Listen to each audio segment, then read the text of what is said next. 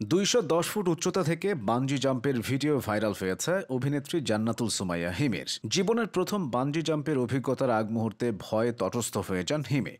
পারবেন না বলেও শেষ পর্যন্ত লাফ দেন। সুস্থ স্বাভাবিকভাবেই পরে নেমে আসেন। লাফ দেওয়ার ভিডিওটি ফেসবুকে পোস্ট করার পরই বিভিন্ন মন্তব্যে সয়লাভ হয়ে যায় ফেসবুক। পোস্ট করার মাত্র ২ ঘন্টায় ভিডিওটির ভিউ হয় প্রায় ৩ লাখ। বেশ কিছুদিন ধরে কানাডা সফরে রয়েছেন হিমি। কানাডার মন্ট্রিয়াল বানজিতে লাফ দিয়েছেন তিনি। বর্তমান সময়ের সবচেয়ে ব্যস্ততম অভিনেত্রীর একজন তিনি। অভিনয় নিয়ে আলোচনা সমালোচনা থাকলেও ছোট পর্দায় হিমির পথ চলা অপ্রতিরোধ্য।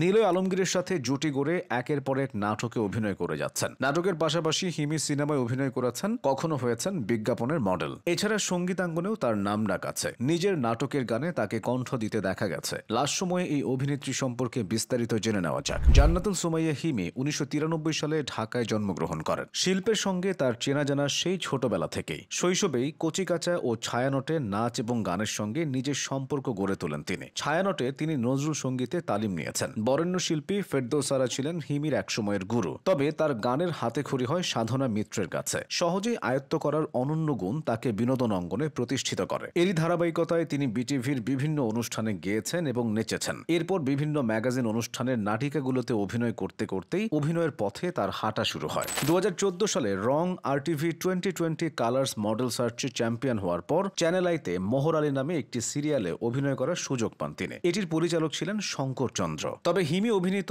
প্রথম একক নাটকের নাম অনাকাঙ্ক্ষিত সত্য। নাটকটির শুটিং হয়েছিল পুবাইলে। অনাকাঙ্ক্ষিত সত্য নাটকে অভিনয় ছিল তার ক্যারিয়ারের টার্নিং পয়েন্ট, কারণ এর আগে তিনি মূলত ছোটদের চরিত্রেই অভিনয় করতেন। অনাকাঙ্ক্ষিত সত্য নাটকে অভিনয় করে নাটকের নায়িকা হওয়ার পথে এক ধাপ এগিয়ে গিয়েছিলেন তিনি। নাটকটির গল্প তার ভীষণ পছন্দ হয়েছিল। তখন থেকে প্রধান চরিত্রে কাজ করার ব্যাপারে আগ্রহী হয়ে ওঠেন হিমি। ছেলেবেলা থেকে গান করলেও পরে সে গানের চেয়ে অভিনয়কে বেশি প্রাধান্য দিতে থাকেন। তার মনে হয়েছিল অভিনয়ের মাধ্যমে চরিত্র বুঝে সবকিছুই ফুটিয়ে তোলা যায়, চরিত্রের গভীরে যাওয়া যায়, কিন্তু গানে সেটা সম্ভব নয়। এসব কথা চিন্তা করেই তিনি সিরিয়াসলি অভিনয় করতে শুরু করেন। এরপর বিজ্ঞাপন চিত্রেও তার সাবলীল উপস্থিতি দেখতে পায় দর্শকরা। অভিনয়ের পাশাপাশি পড়ালেখাতেও হিমি ছিলেন ভীষণ মনোযোগী। তিনি নর্থ সাউথ বিশ্ববিদ্যালয় থেকে মার্কেটিং বিষয়ে স্নাতক সম্পন্ন করেছেন। ২০১৭ সালটা ছিল হিমির জন্য স্মরণীয় একটি বছর। সে বছর তিনি মিস ওয়ার্ল্ড বাংলাদেশ প্রতিযোগিতায় দ্বিতীয় রানার আপ হয়েছিলেন। এরপর তার কাজের পরিধিটা আরও বাড়তে থাকে। দীর্ঘ অভিনয় জীবনে নাটক ছাড়াও একটি সিনেমায় অভিনয় করেছিলেন তিনি। সিনেমাটির নাম হঠাৎ দেখা। এটি নির্মাণ করেছিলেন রেশমি মিত্র। তবে বর্তমানে হিমির বিপরীতে সবচেয়ে বেশি দেখা যাচ্ছে নিলয় আলমগীরকে। এই জুটির নাটকগুলো ইউটিউবে মিলিয়ন ভিউ হচ্ছে। নাটকের শুটিং করতে দুজনে ছুটে বেড়াচ্ছেন দেশ বিদেশে। মূলত নিলয়ের প্রযোজনা প্রতিষ্ঠান নাফ এন্টারটেইনমেন্টের ইউটিউব চ্যানেলে তাদের নাটকগুলো প্রচারিত হয়। নিলয়ের সঙ্গে হিমির প্রথম নাটক ছিল ওয়ালিদ হাসান পরিচালিত জলে ভেজা রং।